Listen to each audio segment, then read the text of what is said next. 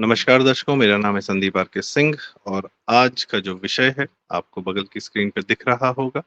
अ, मामला कि कोर्ट में चल रहा है और अरविंद केजरीवाल को पूरी छूट है कि वह यह टिप्पणी कर सकते हैं कोर्ट में चलते हुए मामले पर कि वो भ्रष्टाचार मतलब वो केस फर्जी है या नहीं। अभी कोर्ट का फैसला नहीं आया है और आमतौर पर जो नियम है वो यह कहता है कि आप चलते हुए केसेस पर कोई टिप्पणी नहीं कर सकते, अवमानना होती है।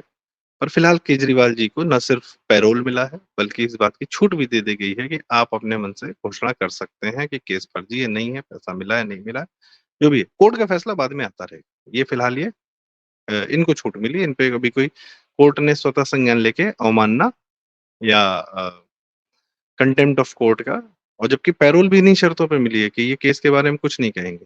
पर ये ठीक है, केजरीवाल केजरीवाल, कुछ more equal than the others है। तो हम यह टिप्पणी तो नहीं कर रहे कि भ्रष्ट है, नहीं है, पर हम थोड़ा-सा सर्कमस्टेंशियल एविडेंस देखेंगे कि क्या केजरीवाल भ्रष्ट हैं? किन आधार पर क्या हम ये कन्क्लूज़न तो नहीं निकाल रहे हैं, पर हम प्रयास कर रहे हैं, कयास लगा रहे हैं जानने का कि क्या कर्म रहे हैं पहले से? किन नेताओं जैसे हैं केजरीवाल? क्या केजरीवाल अटल जी जैसे हैं, आडवाणी जैसे हैं या लालू जैसे हैं या इंदिरा गांधी जैसे हैं? पीछे के नेताओं से कंपैरिज़न थोड़ा बहुत किया जाएगा। मुलायम जैसे हैं या और किस प्रकार के कार्य, किस प्रकार की नीतियाँ जो हैं इनकी किससे मैच करती हैं, किन नेताओं से मैच करती हैं। तो थोड़ा-सा कुछ पुराने नेताओं से जो उन्होंने कर रखा है, जो भ्रष्टाचार में कई बार कुछ लोग सब पे आरोप सब पे लगे और कुछ लोग घोषित भी हुए। तो कोर्ट ने भी फैसला सुनाया कि हाँ, ये भ्रष्टाचार है। तो कंपेयर करेंगे, क्या केजरीवाल कुछ वैसी ही हरकतें कर रहे हैं, वैसे ही कार्य कर रहे हैं? और कन्क्लूज़न तो नहीं, एक बट लॉजिकल क्या कहते हैं, कोशिश की जाएगी यह पता करने की कि क्या केजरीवाल भ्रष्ट हैं या नहीं, ठीक है? तो सबसे पहले जो एक होता है कि नेता बने केजरीवाल, कैसे? सन 2012 में इनकी आम आदमी पार्टी बनी और सबसे पहले जो है इन्होंने जो चुनाव लड़ा दिल्ली का, तो इनको दिल्ली में सबसे पहले जो सीटें आई थी, वो आई थी, जो पहला चुनाव लड़ा था इन्होंने, 28 सीट इनको मिली थी केजरीवाल को, और शीला दीक्षित जी को, कांग्रेस को मिली थी 8 सीटें, और सब उस समय सबसे ज़्यादा सीटें मिली थी भाजपा को 32 सीटें। और ऑफ कोर्स केजरीवाल 8 मतलब कांग्रेस की 8 सीटों का समर्थन लेकर बाहर से वो अपनी सरकार बनाते हैं, ठीक है? तो केजरीवाल जब पहला चुनाव लड़ते हैं आम आदमी पार्टी दिल्ली में, तो वो अचानक से उनको 28 सीटें कहाँ से मिल जाती हैं? ये जो इनको वो परसेंटेज ऑफ वोट था 29.5%, ये इनको कहाँ से मिल जाता है? ये सबसे पहले मिलता है मुस्लिम वोट बैंक से। मुस्लिम वोट बैंक एक मुश्त पूरी तरह केजरीवाल की तरफ झुक गया था और अचानक से एक, भई सबको पता है भारत में कि मुस्लिम वोट बैंक किस प्रकार से एक मुश्त वोट करता है। तो अचानक से 28% वोट एक नई पार्टी को एक पहली बार विधानसभा के चुनाव में ऐसे ही नहीं मिल जाता। मुस्लिम वोट बैंक पूरी तरह से समर्थन में रहा है केजरीवाल के पहले दिन से। फिर ऑफ कोर्स बाद में और वोट भी जुड़े तो ये 67, फिर केजरीवाल कांग्रेस ने अपनी पूरी तरह से राजनीतिक आत्महत्या करके इतने सारे वोट ट्रांसफर किए, तो बचे कुछ 8% वोट भी केजरीवाल को चले गए। और उसके बाद क्या कहते हैं, बाद में उस जब मामला 50-50, जब आधी-आधी लड़ाई का हुआ, तो कांग्रेस 0 पे थी और ऑफ कोर्स सीटों में क्या है, जो जीतेगा वो आगे बढ़ेगा। जो तो इसी प्रकार से इनकी 67 पर 67 सीट्स आती हैं, भाजपा की 3 आती हैं। पर इनको मुस्लिम वोट बैंक का पूर्ण समर्थन है, इसमें कोई शंका नहीं होनी चाहिए। इसका मैं एक आपको एविडेंस भी अभी दिखाता हूँ। मुस्लिम वोट बैंक समर्थन और किस प्रकार के नेताओं को करता है? बिहार में लालू यादव को करता है, ना सिर्फ लालू यादव को, उनके बच्चों को भी करता है। उत्तर प्रदेश में मुलायम सिंह यादव को समर्थन करता है, मतलब मुलायम सिंह यादव जी तो नहीं रहे अब, पर अखिलेश यादव का पूरा समर्थन करता है, समाजवादी पार्टी का समर्थन करता है। नेहरू जी का सबसे बड़ा समर्थन जो है मुस्लिम वोट बैंक, उनके समर्थन में था, इंदिरा जी के में भी था, राजीव गांधी के समर्थन में भी था, सोनिया गांधी के समर्थन में भी था, वो भी समर्थन दिया। राहुल गांधी को भी समर्थन मुस्लिम वोट बैंक ने दिया, दे रहा है, देता है, इसीलिए वायनाड से जीते हैं। आसान नहीं है। वायनाड में मोदी जी आज चुनाव लड़ जाएँ तो शायद हो सकता है हार जाएँ। पर राहुल गांधी जीत सकते हैं। क्यों? मुस्लिम वोट बैंक किसको समर्थन देता है। तो मुस्लिम वोट बैंक का एक अगर हम आधार देखें कि पूरा इतिहास देखें तो वो ज्यादातर समय जो है भ्रष्टाचारियों को समर्थन देता है। बंगाल में कम्युनिस्टों को समर्थन दिया। ममता बनर्जी के पीछे पूरी तरह एक मुश्त खड़ा है मुस्लिम वोट बैंक। और आप देख सकते हैं कि किस प्रकार के भ्रष्टाचार के आरोप इन पर तो लगे ही हैं, इनके मंत्रियों पर भी लगे। ठीक है, अब कोई नहीं बचा। नेहरू की सरकार भी भ्रष्टाचार के आरोप में लगा, इंदिरा जी पे तो लगा ही लगा। राजीव गांधी बोफोर्ड बहुत बड़ा, सोनिया पूरा यूपीए 2 जो है, कोलगेट 2G, ये वो दुनिया भर के। राहुल ऑफ कोर्स सोनिया के पुत्र ही थे, सर्वे सर्वा थे, ऑर्डिनेंस फाड़ के फेंक दिया करते। लालू यादव तो घोषित हो गए हैं कि भैया चारा घोटाले में ये दोषी हैं।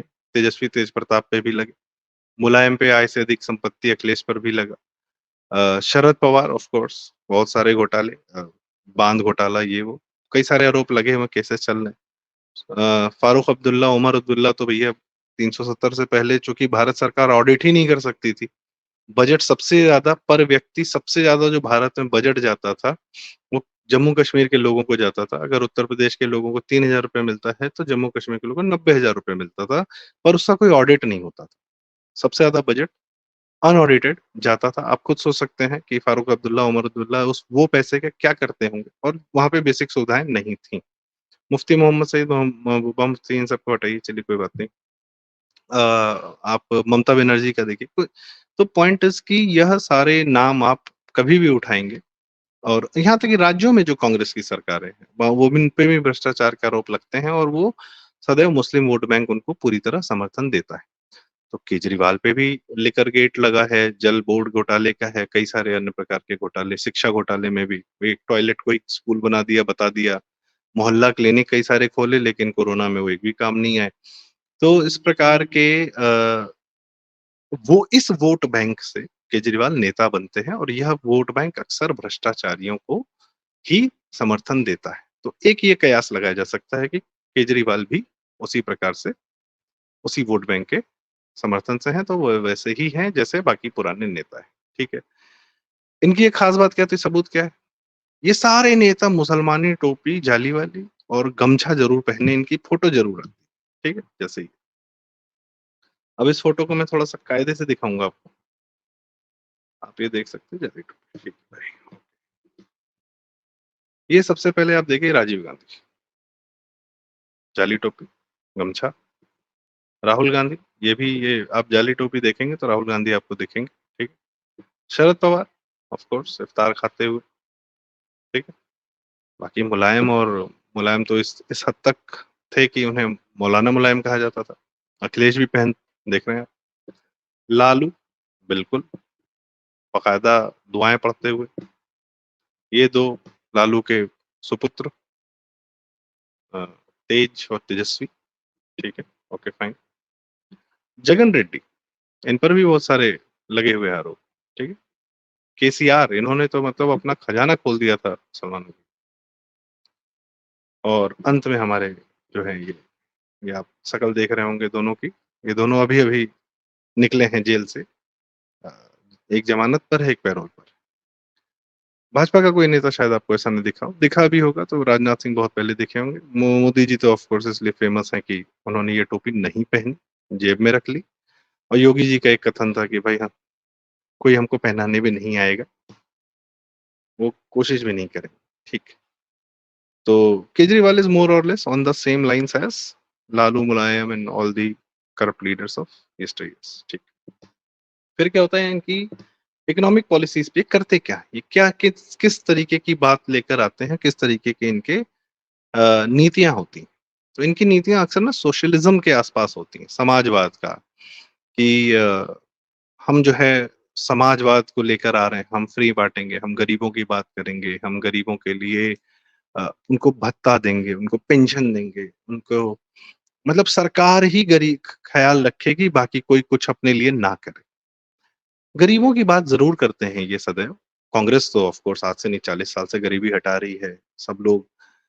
पर गरीबों को गरीबी दूर करने के लिए जो सबसे पहला काम होता है कि कोई आदमी स्किललेस होता है। मान लीजिए कोई आदमी, शादियों का बड़ा सीजन है, होता है, भारत में बहुत बृहद स्तर पे शादियाँ होती हैं। तो शादियाँ इतना ज़्यादा इकोनॉमिक एक्टिविटी क्रिएट करती हैं कि पढ़ा-लिखा हो या नॉन पढ़ा-लिखा हो या कम पढ़ा-लिखा हो, स्किल्ड हो, खाना बनाने वाला हो, जिसका जिस प्रकार का स्किल होता है, शादियों के इकोनॉमिक्स में वो सब के सब इन्वॉल्व हो जाते हैं और वो एक अपना अच्छा खासा पैसा अर्न करते हैं। कैटरर्स जो हैं, छोटा-सा काम, कुछ बर्तन खरीद के, कहीं खाना बनवा के, कुछ कारीगरों को रख के, आज की डेट में मैं देखता हूँ कि शादियों में इंफ्रास्ट्रक्चर और बहुत ज़्यादा खर्चा इन्वेस्टमेंट नहीं लगता, पर शादियों में खाना खिलाने की व्यवस्था में ही लोग अ, वहाँ सब्ज़ी सप्लाई करते हैं इसलिए, तो वो अच्छे खासे लखपति, करोड़पति हो जाते हैं। पॉइंट इज़ कि यह जितने इस प्रकार के नेता होते हैं, गरीबी हटाने की तो बात करते हैं, पर गरीबी दूर करने के किसी समाधान पर, कर्म पर चर्चा नहीं करते, बात नहीं करते। ये सारे के सारे लालू कभी नहीं कहेंगे कि मेहनत करना चाहिए, काम करना चाहिए, कभी नहीं। या मुलायम ने भी इस प्रकार की बात नहीं की कि अच्छा व्यापारियों को हम कुछ फ़ायदा कराएँ या जो आदमी ट्रेड करता है, कुछ अपने मन से करना चाहता है। ब भई समाज में एक इंसान दूसरे इंसान से ट्रेड कर सकता है। ये तो जब गाँव देहात में लोग रहते थे तब भी करते थे, बिना सरकार की व्यवस्था के करते थे। हमारे यहाँ तो ये कहा जाता है हर गाँव अपने आप में सेल्फ सफिशिएंट होता था। एक बढ़ई है, एक ग्वाला है, एक अ, किसान तो ऑलमोस्ट सारे लोग होते थे, सबके खेत होते थे। तो एक सेल्फ सफिशिएंसी होती थी और भी प्रकार के नाऊ होते थे। तो हर प्रकार के स्किल्स के लोग उस एक गाँव में पाए जाते थे और आपस में वो इस तरीके से ट्रेडिंग कर लेते थे, चाहे सामान से, चाहे करेंसी से। वहाँ किसी सरकार की आवश्यकता तो पड़ती नहीं थी, दखल की भी आवश्यकता नहीं पड़ती थी। उनका जीवन सुचारू रूप से चलता था। पर यह कार्य जब आदमी बड़े समाज में, शहर में आता है, तो वो बड़े स्तर पे होता है, बड़े लेवल पे होता है। इन कार्यों को करने के लिए लोगों को जो फैसिलिटी, जो इंफ्रास्ट्रक्चर, जो माहौल चाहिए, वो माहौल ये बिल्कुल नहीं देते। अब बिजली नहीं है किसी के राज्य में, उत्तर प्रदेश में नहीं हुआ करती थी, पूर्वांचल में बहुत बिजली कटती थी। बिजली नहीं है तो आपकी आधी इकोनॉमिक एक्टिविटी तो वैसे नहीं हो सकती है, आप मैन्युफैक्चरिंग नहीं कर सकते। मैनुअल मैन्युफैक्चरिंग करेंगे कितना ही कमा लेंगे। रोड्स नहीं होंगे तो ट्रांसपोर्टेशन कैसे होगा? तब आते हैं कि ये लोग गरीबी हटाने की बात करते हैं, पर गरीबी दूर करने के किसी भी समाधान पर कार्य।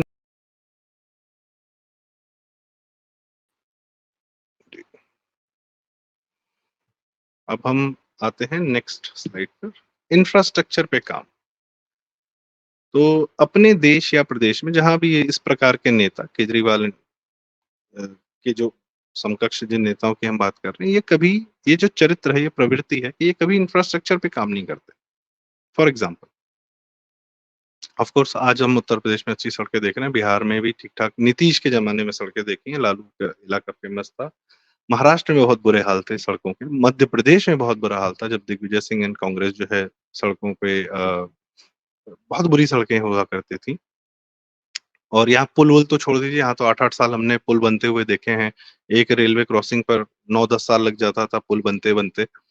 और ये तो हमने व्यक्तिगत कई जगह देख रखा है। आज के समय में योगी सरकार में काम थोड़े तेज़ी से होते हैं। मोदी जी का इंफ्रास्ट्रक्चर वर्क जो है, दुनिया देख रही है कि बड़ी तेज़ी से होता है। बड़े-बड़े पुल, बड़े-बड़े इंफ्रास्ट्रक्चर के काम कम समय में आराम से तेज़ी से हो जाते हैं। पर इस प्रकार के नेता क्या करते हैं?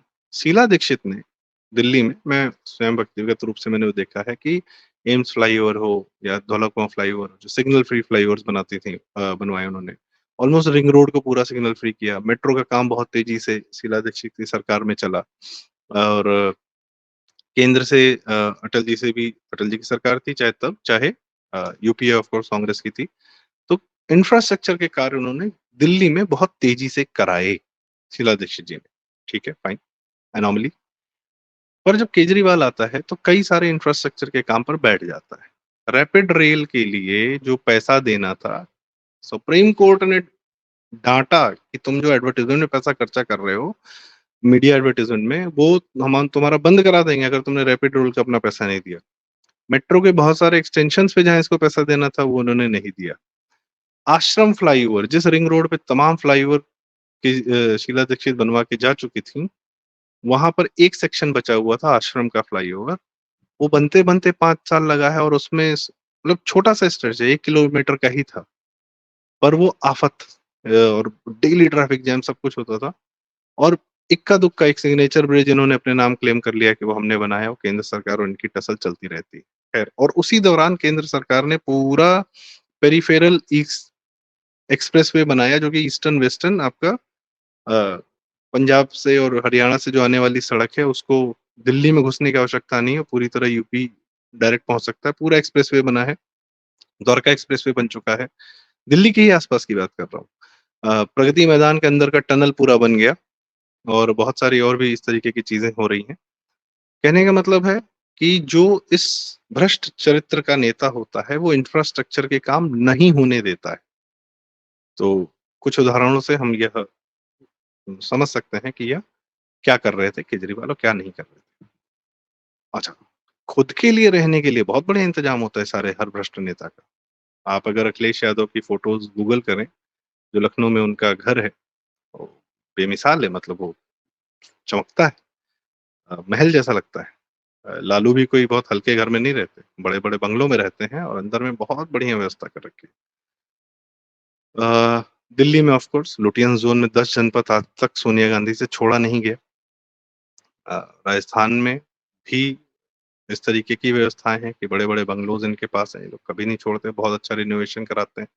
सैम पित्रोदा जो कि राहुल गांधी के वो रहे हैं आज की डेट में, जब वो सत्ता में थे, तो बताया गया था कि 20-25 लाख का उन्होंने अपने ऑफ़िस का दिल्ली में जो उनका ऑफ़िस था, उसका टॉयलेट का रिनोवेशन कराया था। टॉयलेट का रिनोवेशन 20-25 लाख, ऐसी खबरें थी, आप गूगल कर सकते हैं। महाराष्ट्र में बारामती यदि आप जाएँ, तो आप देखेंगे कि शरद पवार का क्या आशियाना है, किस प्रकार से रहते हैं ये लोग। हैदराबाद में अगर आप इन लोग को देखें, ममता बनर्जी का भी देखें, कोई ऐसा नॉर्मल घरों में नहीं रहता है, ठीक है? बहुत बढ़िया पैलेसेस टाइप के स्ट्रक्चर्स बनाए जाते हैं, जिसमें ये रहते हैं। जहाँ जाते हैं रिनोवेशन कराते हैं। अब हम आते हैं केजरीवाल पे।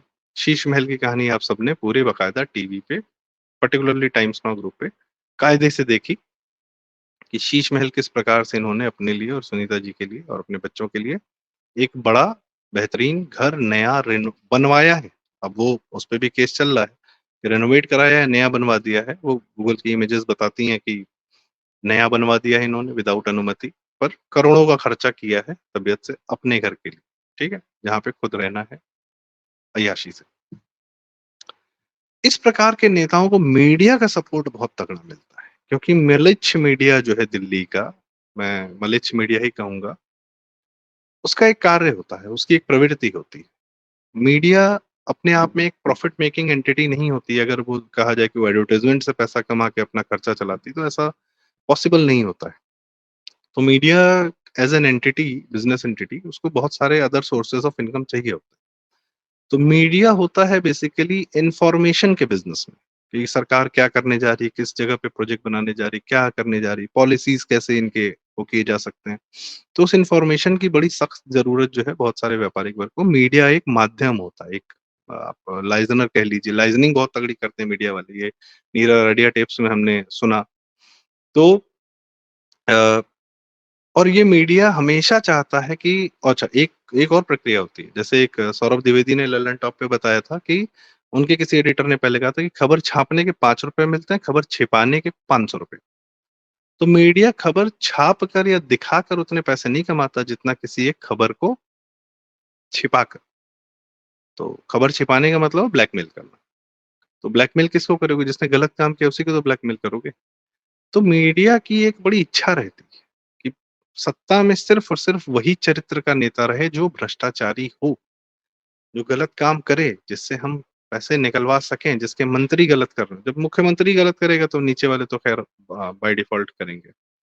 और मीडिया क्या करता है? मीडिया की चुप्पी बड़ी बेहतरीन, मतलब एक उनका सबसे बड़ा हथियार होती है कि वो चुप हो जाता है या किसी घटना के एक दूसरे पर्सपेक्टिव, तीसरे पर्सपेक्टिव को रखने की कोशिश करता है जो कि छवि बनाती है या बिगाड़ती है। फॉर एग्ज़ाम्पल दिल्ली दंगे हुए, भयानक दंगे हुए थे। ट्रम्प आए थे। दिल्ली दंगों में जिस ताहिर हुसैन जो पार्षद था आम आदमी पार्टी का, जिसके वीडियोज़ घूम रहे थे, कोई छत पे डंडा लगा रहा था, उसके घर पे गुलेल लगी थी, वो फुट रहा था। उसको सबसे पहला इंटरव्यू देखकर और उसके बात कहने, वो उसको पुलिस ढूँढ रही थी। लेकिन वह उस दौरान सबसे पहला इंटरव्यू देता है आज तक ग्रुप, आज तक चैनल पर, इंडिया टुडे ग्रुप को। यही इंडिया टुडे ग्रुप या कोई भी लोग, हाथरस में एक कांड होता है कि एक लड़की की दुखद मृत्यु होती है शरीर जलने से, सब दिल्ली से भाग के चले आते हैं, 2-3 दिन का कैंप करते हैं, इस हाथरस कांड पर। और संदेश खली की महिलाओं के साथ, कितनी सारी महिलाओं के साथ कितना बुरा हो रहा है, इस पर इन लोगों का चुप्पी छा जाती है। निर्भया कांड पर ये बहुत हल्ला करते हैं, पर स्वाति मालीवाल कांड को शांत करने की कोशिश करते हैं। ये इस्तीफा नहीं माँगते केजरीवाल से, कई कारणों से। बाकी हर सीएम से, या हर भाजपा के सीएम से इस्तीफा माँग लेंगे, पर ये किस तरीके का बैलेंस बनाकर चलते हैं? बैलेंस क्या मतलब, ये कहाँ डिसबैलेंस करते हैं? छोटी घटना को बड़ी घटना बना देते हैं। अखलाक याद होंगे आपको, तबरेज़ याद होंगे आपको, पर कन्हैया लाल के मर्डरर्स का नाम आपको बिल्कुल याद नहीं होगा। क्यों? क्योंकि मीडिया कौन-सा नाम चलाता है। तो खासकर मुस्लिम वोट बैंक चूँकि ऐसे नेताओं का समर्थन करता है, तो यह मीडिया मुस्लिम वोट बैंक के द्वारा, मुस्लिम क्रिमिनल्स के द्वारा जो घटनाएँ घटित होती हैं, उस पर एकदम चुप्पी साध लेता है। तो यह मलेच्छ मीडिया का पूरा सपोर्ट इस प्रकार के नेताओं को मिलता है। लालू जंगल राज के प्रणेता तो थे ही, लेकिन वो गरीबों के मसीहा थे, वो सामाजिक न्याय के मसीहा थे। भ्रष्टाचार के आरोप लगते रहें, अराजकता फैलती रहे, इससे कोई दिक्कत नहीं है।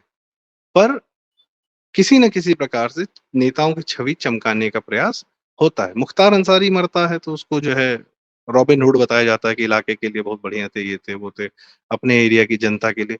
भैया उनके एरिया की जनता गरीबी में, बिना बिजली के, बिना सड़क के रहती थी। सांसद थे, वो अपने इलाके पर कब्जा करके बैठा हुए थे। और कई सारे वीडियोज़ हैं कि किस प्रकार से कितने ही बच्चों को उन्होंने गैंग में शामिल करा के क्या-क्या, लेकिन मीडिया के लिए वो रॉबिन हुड है। परिवार अच्छा था, ऐसा था, वैसा था। तो इस प्रकार के गलत लोगों का मीडिया जो समर्थन करता है, तो केजरीवाल को तो मीडिया का खुला सपोर्ट है कि वो अ, 3-3 लोग उनका बैठा के इंटरव्यू लेते हैं। हैं दिल्ली के सीएम, लेकिन आज की डेट में देख लीजिए, चुनाव चल रहा है देश का, 2024 का देश का चुनाव चल रहा है, और सबसे ज़्यादा मीडिया अटेंशन किस बात की है? स्वाति मालवाल केजरीवाल के घर में पिट गई। ये 5 दिन से चल रहा है। ये भारत के देश का भविष्य जहाँ डिसाइड हो रहा है, भारत देश का, जहाँ कितनी सारी बातों पर चर्चा हो सकती थी कि हम कितने आगे बढ़ रहे हैं, कितना पॉजिटिव बात कर रहे हैं, या हमने कितनी ज़्यादा ग्रोथ की है, या हम हमारे लिए क्या-क्या मुद्दे इम्पोर्टेंट हैं। किस कि स्वाति मालीवाल का केजरीवाल के घर में पिटना इतना बड़ा मुद्दा है? पर नहीं, 5 दिन से मीडिया देखिए, बस वही चल रहा है। Media attention, they get the max media attention, ठीक है? कोविड में, अभी मैं उस पे भी आता हूँ। दंगे ज़रूर होते हैं, इस प्रकार के नेताओं के घर प्रदेश में दंगे ज़रूर होते हैं, ये बाय डिफ़ॉल्ट है। लालू राज में भागलपुर में हुआ, बाद में लालू ने कहा नहीं, दंगा नहीं चाहिए, क्योंकि मुसलमान वोट बैंक को एक मुश्त समर्थन दिया उन्होंने कि ठीक है, हिंदू-मुसलमान नहीं होना चाहिए, उससे क्या होता है कि उनको हिंदुओं को जातियों में विभाजित करके रखना था। हिंदू-मुसलमान होता है तो हिंदू एकमुश्त हो जाता है, पर चूँकि इसलिए नहीं, कि दंगे इसलिए नहीं होने दिए क्योंकि हमको मुसलमान वोट बैंक तो चाहिए, हम हिंदुओं को जातियों में विभाजित करके रखना था, भूरा बाल साफ करे तरीके लालू के होते। केजरीवाल को मैं, अपनी व्यक्तिगत राय, वो सिर्फ़ एक पढ़ा-लिखा लालू है, लालू से भी खतरनाक है। तो अ, क्या कह रहा था मैं कि यूपी में दंगे, अखिलेश के था, मुज़फ्फरनगर, और बहुत सारे पहले कांग्रेस में तो दंगे ही दंगे। गुजरात दंगों के लिए जाना जाता था, अहमदाबाद दंगों के लिए जाना जाता था कांग्रेस राज तक, जब तक मोदी जी नहीं आए थे। दिल्ली में जहाँ कभी दंगा नहीं हुआ था, वहाँ भी केजरीवाल के राज में दंगा होता है, और उसमें ऑफ कोर्स उन्हीं के लोग पकड़ाए जाते हैं। और मरता कौन है? आईबी के 1-2 अधिकारी, 2 पुलिस, नाम मुझे याद है, पर मैं नाम लेकर कहना नहीं चाहता। तो दिल्ली में अराजकता जो है मुसलमानों की, हिंदू-मुस्लिम वोट बैंक को लेकर, इन्होंने बाकायदा दंगे हुए हैं इसके राज में। जिस दिल्ली में कभी दंगा नहीं हुआ, उसमें वो केजरीवाल के राज में हुआ। तो अ, महाराष्ट्र में दंगे होते थे तो शरद पवार ऑफ कोर्स, जिनके शरद पवार मुख्यमंत्री थे जब महाराष्ट्र में बम फटे थे। ये किसी को याद नहीं होगा। जब महाराष्ट्र में 1993 में बम फटे थे, उस समय शरद पवार मुख्यमंत्री थे, पर कोई ये बात नहीं कहता। क्यों? चुप्पी। क्योंकि इस प्रकार के नेताओं को मीडिया का समर्थन मिलता है। फिर दंगे हुए ऑफ कोर्स, दंगों का हमेशा डाल दिया जाता है कि हिंदुओं ने दंगा करा, हिंदुओं ने दंगा करा। उस समय बाल ठाकरे पर, फिर मोदी जी पर, और इस तरीके से। पर एक्चुअली दंगों का बेनिफिशियरी इस प्रकार के नेता होते हैं। दंगे ज़रूर होते हैं इनके में। ऐसे नेताओं के टीम क्या करती है? कई बार आपको इससे भी किसी आदमी के बारे में आपको वैसे भी पता चल सकता है कि वो उसके आस-पास के लोग कैसे हैं, उसने टीम कैसे बना रखी है। तो कोई ऐसा भ्रष्टाचारी नेता नहीं है जिसका पहला जो उसकी अंदर की टीम के नेता होते हैं वो जेल ना गए हों। फॉर एग्ज़ाम्पल ममता बनर्जी के सारे मैक्सिमम मंत्री जो है इस समय जेल में हैं। किसी के घर में करोड़ों पाए जा रहे हैं, किसी के घर में लाख मतलब नोट ही नोट पाए जा रहे हैं, कोई शिक्षा घोटाले में है। कोर्ट भी जो कह रही है, कह रहे भैया ये जितने शिक्षा आपने भर्तियाँ की हैं इसको कैंसल करिए। इस हद तक घोटाले हुए हैं और ये मैं अलग-अलग स्टेट्स के अलग-अलग एग्ज़ाम्पल देता हूँ।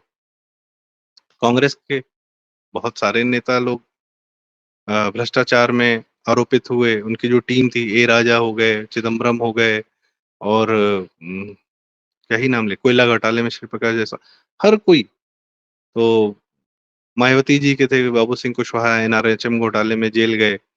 फिर मुलायम के तो ऑफ कोर्स आय से अधिक संपत्ति और इस तरीके से मुख्तार वगैरह तो सब जेल में ही बैठ के, अतीक अहमद वगैरह सब जेल में ही बैठ के गैंग्स चलाते थे और भी कई सारे नाम थे, आज़म खां जेल गए। तो अब वो भी बाकायदा ज़मीन लूटने के और इस तरीके के। तो ऐसे नेताओं तो केजरीवाल के कौन-कौन गए? मनीष सिसोदिया, सत्येंद्र जैन और उससे पहले के भी बहुत सारे 3-4 लोग जा चुके हैं। राशन घोटाले में इस तरीके से राघव चड्ढा भागे और ना जल बोर्ड के घोटाले में ये भी जाएँगे जेल, शिक्षा घोटाला, तो मनीष सिसोदिया भी गए। केजरीवाल स्वयं भी हो आए हैं, संजय सिंह ऑफ कोर्स। तो टीम भी जो है भ्रष्टाचार के आरोप में रहती है, ऐसा आप देख सकते हैं, ठीक है?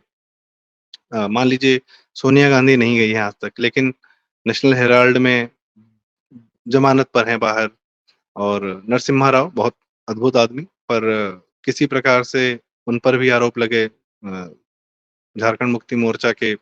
अब सोरेन साहब आज की डेट में जेल में बैठे हैं, पिताजी भी वही, वो भी एक एग्ज़ाम्पल।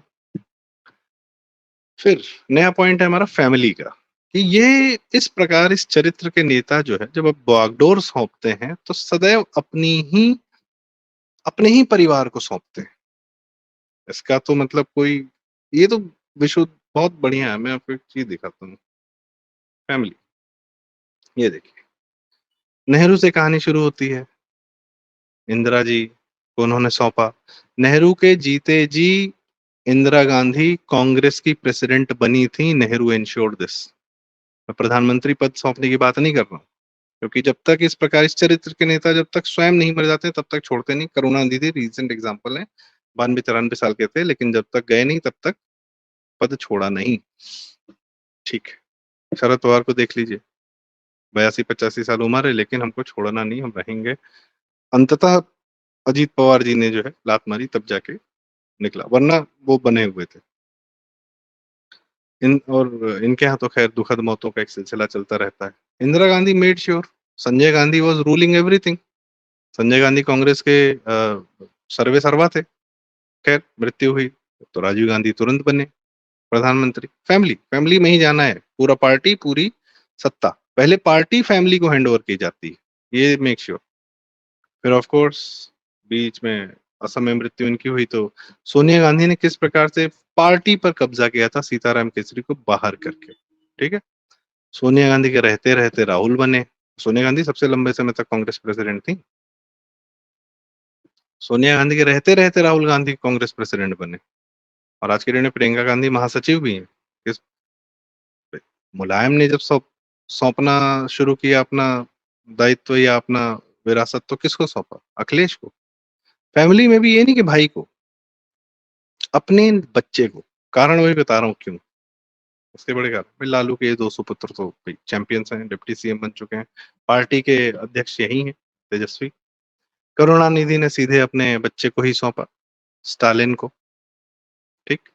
फारूक अब्दुल्ला के सुपुत्र ये रहे, उमर।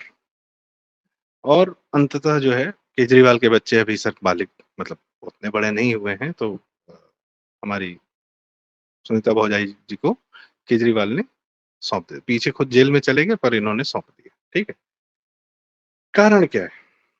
कारण ये है कि यह चरित्र के नेता इतने कुकर्म करके बैठे होते हैं कि इनको सिर्फ़ और सिर्फ़ ये समझ में आता है कि मेरे कुकर्मों पर एक तो इनका का मीडिया इनको इतने कांड छिपाता है कि ये ब्रेज़न हो जाता है, कि अब तो हम कुछ भी कर लें, कहीं कोई खबर बाहर आएगी नहीं, प्रेशर बनेगा नहीं, कोर्ट केस चलता रहता है, जज-वज सब जो भी है वो मैनेज कर लेते हैं लोग वकीलों के माध्यम से, बड़े वकील रख लेते हैं। अभी मैं इसमें ना कुछ नाम भी लूँगा।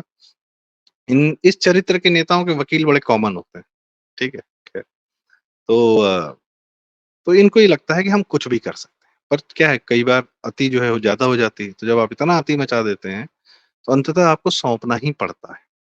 तो आप सौंपते किसको हैं? सौंपते हैं अपने उस पर्सन को कि जिस जो आपके कुकर्मों को कभी बाहर नहीं लाएगा, बाय डिफ़ॉल्ट नहीं लाएगा और उसपे पर्दा डालने की सदैव कोशिश करता रहेगा। नेहरू के कुकर्म, नेहरू के पॉलिसीज़ कोई देश बर्बाद करने में कम नहीं थे, पर इंदिरा एन्श्योर्ड कि वही सारी पॉलिसीज़ चलती रहें। राजीव भाई कोई अपने माता-पिता को थोड़ी कहेगा कि इनकी पॉलिसी गलत थी।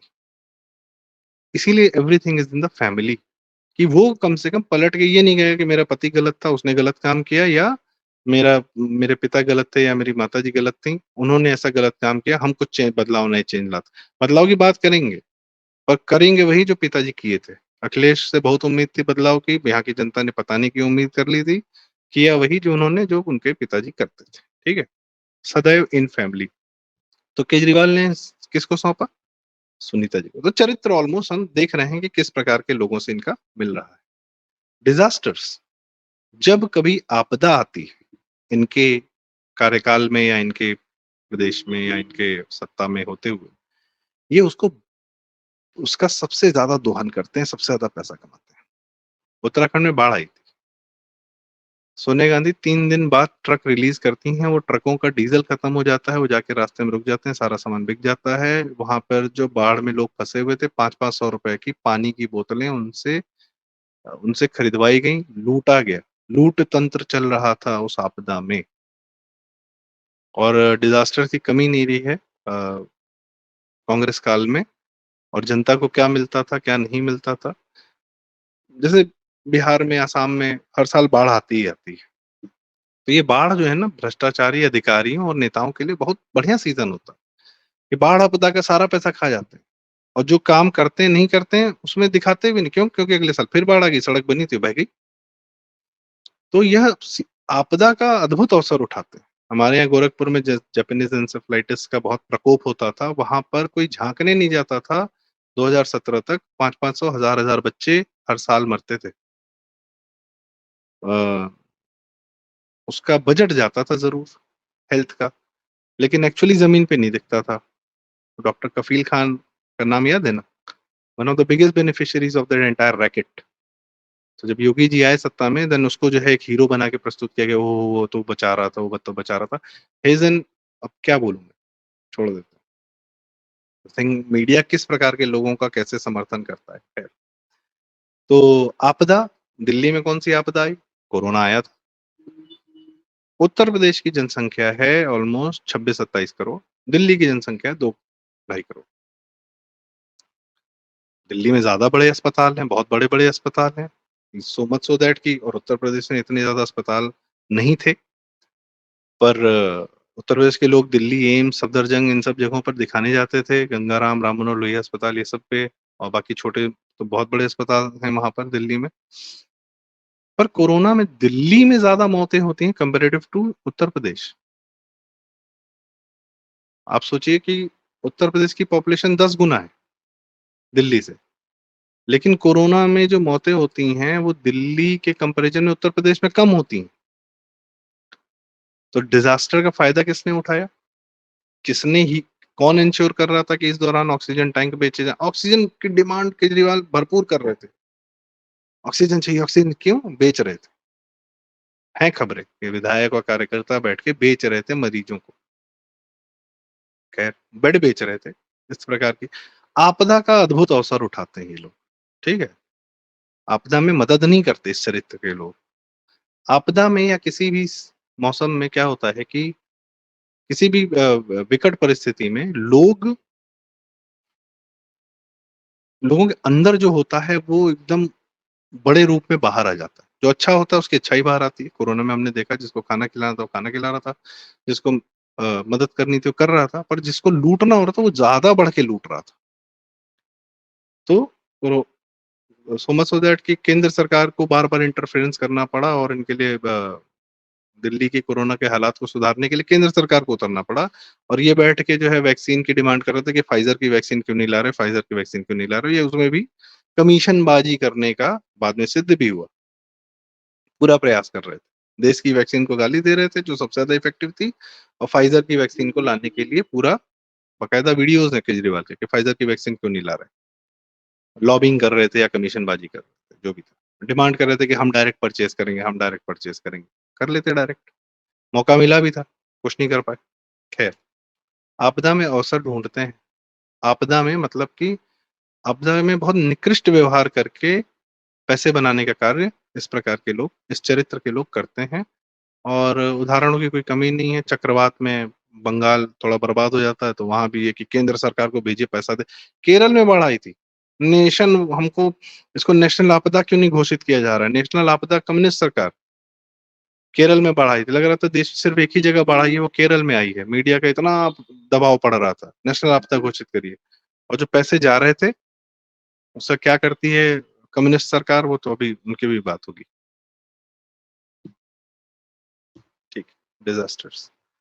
तो इस प्रकार से ये जो हमारे कुछ हैं पॉइंट्स जिस पे हमने डिस्कशन किया और जी, तो हम यह कह सकते हैं कि किस प्रकार का चरित्र है इनका, क्या कार्य कर रहे हैं और किस तरीके के लोगों के साथ हैं और ऑफ कोर्स इनकी तो खुलेआम फ़ोटो भी है, किस तरीके के लोगों के साथ चले गए हैं ये, दिख रहे हैं। तो अंततः क्या फैसला आएगा वो तो कोर्ट बताएगा।